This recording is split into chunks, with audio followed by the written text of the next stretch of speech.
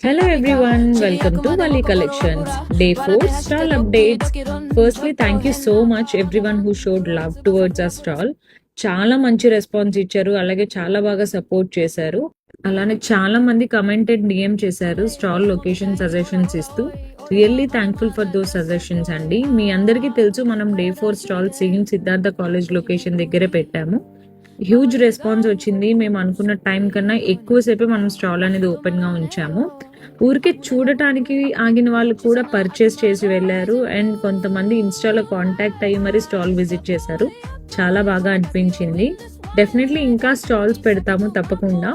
So మీరు ఎలాంటి products restock చేయాలి కమెంట్ చేయండి, లేకపోతే ఏమైనా ప్రొడక్ట్స్ కొత్తగా కావాలి అనుకున్నారు అది కూడా కమెంట్ చేసి మీ ఒపీనియన్ షేర్ చేయండి.